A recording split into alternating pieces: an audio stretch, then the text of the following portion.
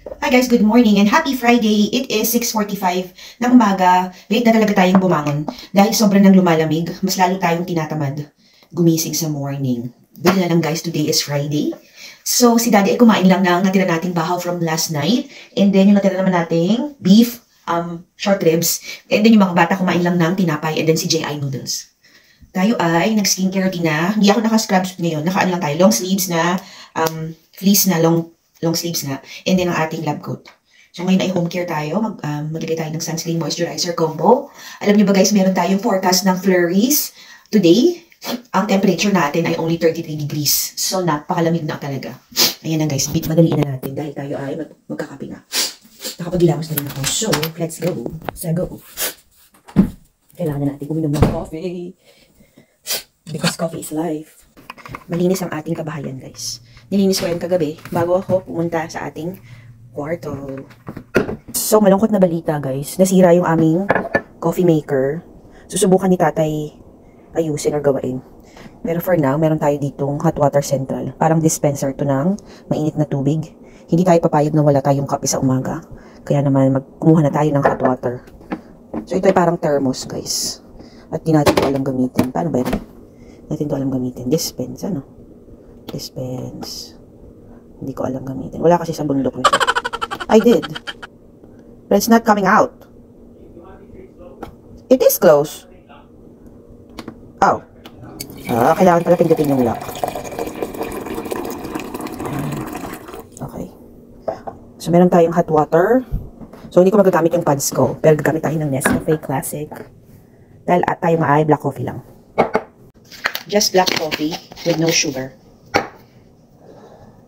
Magbaon din tayo ng pagbaon natin si tatay ng kanyang tinapay. So, meron tayong laman ng baloni, tinapay. Ayaw na niya ng may cheese, kaya ito na lang muna for now. Bread, chicken na, yan na parang bubong. Kaya na naman tayong mga malulungkot na saging, kaya banana bread na this. So, mas maganda sa banana bread or banana cake, yung mas mga overripe, yung mga ganitong klase ng saging ang gusto natin. So, gagawa tayo ng banana bread or muffins. Ipapakita ko pala sa inyo guys yung binigay kila ate nung banquet party na sweatshirt from their school. Ito guys. Yan. Nakaborda pa yan. So, diba nakakatuwa. Nakapagpalit actually si ate sa kaibigan niya. Kasi yung nakuha ng kaibigan niya ay medium. At then, sa kanya naman ay large. So, medyo malaki sa kanya yun.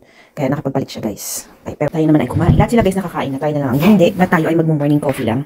Habang tayo ay nag-check ng ating schedule for this day. And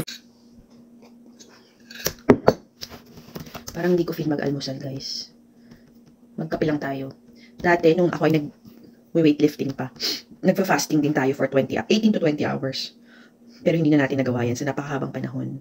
Ang lakas makapagpapayat ng intermittent fasting. Pero hindi ko nire-recommend yun ha. Sinishare ko lang yung experience ko. So, i-check nyo syempre muna sa mga doktor ninyo kung okay ba yun. Pero sa akin, effective yun. So, nag-IF tayo for somewhere between 16 to 20. Depende na lang din. Kasi minsan maaga tayong kumakain. Pag ngayon, talaga nagugutom na ako. Kumakain na ako by 12. So, ang last meal ko is 6 p.m. the day before. And then, ang next meal ko na is 12 or 1 p.m. the following day. Hi guys! Napakalamig! Meron tayong chance ng snow flurries. It's only 33 degrees. Talaga tayo ay nanginginig. Ngayon guys, ang suot ko ay 4 na layers na yung ating pang-itaas. Wala pa tong winter guys. Talaga namang pumasok na ang taglamig. Bigay tayo ng ating hat. Dahil napakalamig. Napakalamig! Kuya Eddie! Ang lamig! Ito yung hiniram kong hat ni Bunso. Magkakain tayo ng ating gloves dahil nanginginig ang ating mga daliwe. Nginig is real. Hindi na talaga tayo lalo na guys pag matatanda na, no? Ayaw talaga nila ng lamig. Kung sila nga, hindi pa masyadong kung tayo nga medyo bata pa, ayaw na ng lamig, mas lalo yung mga matatanda. Ayun lang yung ayaw ko sa trabaho namin ni Daddy. Dahil tayo ay nagdadrive palagi. Tayo ay giniginaw ng bonggang-bongga kapag winter. Ayun na, nag-flurries na guys. Can you just move that? Here's your hat. Use it, hat. Let's go. Why? You gonna eat it in school? What? Are you gonna eat it in school? Yeah. Don't lose your hat, please. If you get sick, you cannot go to your Sky Zone party. Napakahirap kumilos naman dahil Diyos ko naman talaga yung layer natin ay 4 na patong. That's it. Magsasaing din ako guys. Hindi ko kasi alam kung uuwi si tatay for lunch. Although nagbaon siya ng tinapay. Just have to make sure meron tayong kanin. Hindi rin ako kakain guys. Wala na palang bahaw. So lagi ko sinisigurado bago ako magtrabaho, meron tayong kanin. Kasi yung ulam guys, madali lang magprito ng kung ano man or magbukas ng sardinas. Nakakaawa naman ang ating ama ng tahanan. Minsan umuwi yun guys ng alanganin. Siyempre gutom siya. So, kailangan ay meron siyang makain. Hindi pwedeng nagugutom si tatay. Kaya naman, sinisigurado ko talaga na meron siyang baong, if not sandwich, kahit granola bar. And then, ilagay ko na din yung mga dirty dishes sa ating dishwasher. Si ate kasi late nang bumaba. Dahil Friday ngayon, siya ang nakatokang mag-unload niyan. Alam niyo na guys, sa mga dalaga, nag-aayos-ayos pa. Pero okay lang naman dahil sigurado naman na bago siya pumasok sa school ay nagawa nila yung mga trabaho nila. Okay. Ito yung pinaglagyan ng isang pirasong beef tsaka bahaw ni Daddy.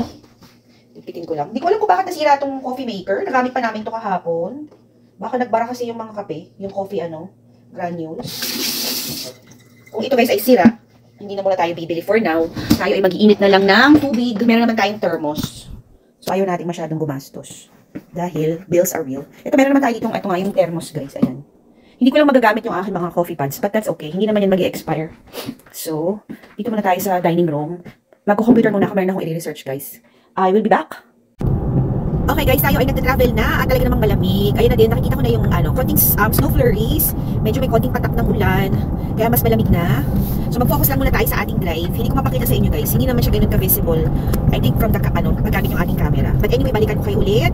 Tayo ay naka-4 na layer ng ating pangitaas. Ang pagkakamali ko ay hindi tayo nag-thermals today dahil nakalamig. Anyway, I will be back later. Tayo ay mag-drive safe. Okay guys, ipapakita ko sa inyo. Nakikita nyo ba yung mga bumabagsak-bagsak na yan? Yan ay flurries. Medyo din, maulan.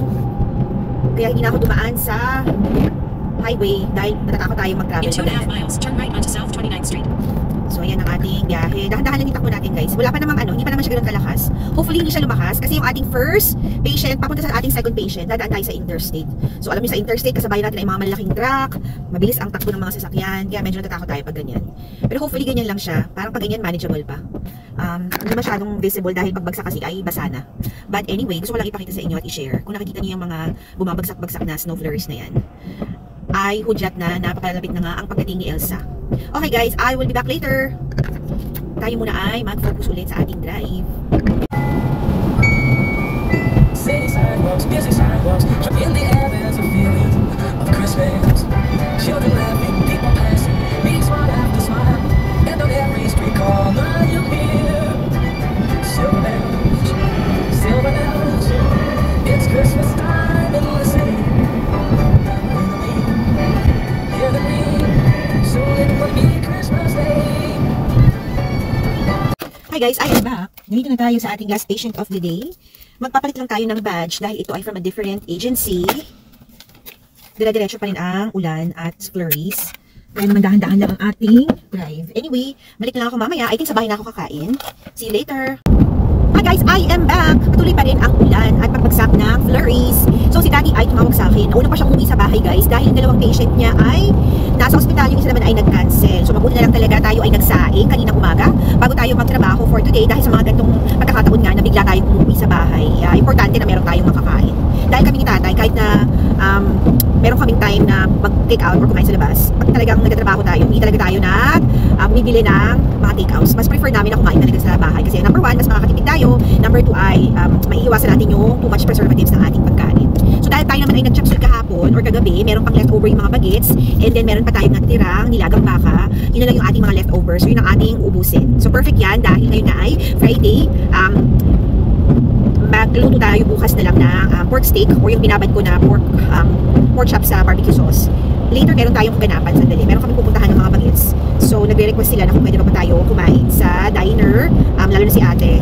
So, bihira nga kami kumakain sa labas. Kaya pag may mga pagkakataon talaga na pwede naman or kakayanin naman ng ating budget, basta hindi sobrang expensive, kumakain tayo sa labas. Pero kasi guys, yung mga kinakain nila, JJ na mga steak sa mga restaurant, parang mas mura kung sa bahay natin siya kakainin. Sa murang halaga na nabili natin sa grocery store, para lahat tayo makakakain pa. Pero kapag sa labas guys, sobrang liit lang ng portions, parang napakamahal na. Not for any reason naman na tayo sobrang nagtitipid tayo ng pagkain, pero syempre kailangan tayo mag-stick sa ating budget. Yung pagkain sa labas, kung gagawin mo yan every week or araw-araw, collectively, mahal na din yun. So marami ka na mabibiling groceries. So kailangan na natin i-prioritize. And then today naman, dahil walang pasok tomorrow at meron nga tayong pupuntahan, so sabi namin sa mga bata, pagkatapos ng ating kaganapan mamaya, baka kumain tayo sa labas as a family. Pero kung kami lang ni tatay, hindi kami kakain dahil sayang naman ang ating tongda. I-save na lang natin yan para sa ating mga grocery bargains sa mga tindahan. So yan lang muna guys. I will be back later. Malapit na tayo sa bahay. Kami naman ni tatay ay mag-date muna at kakain na ang ating leftover at bahay. Yan lang muna for today's video. Happy Friday to all. Remember, family time is the best time and every gising is always a blessing.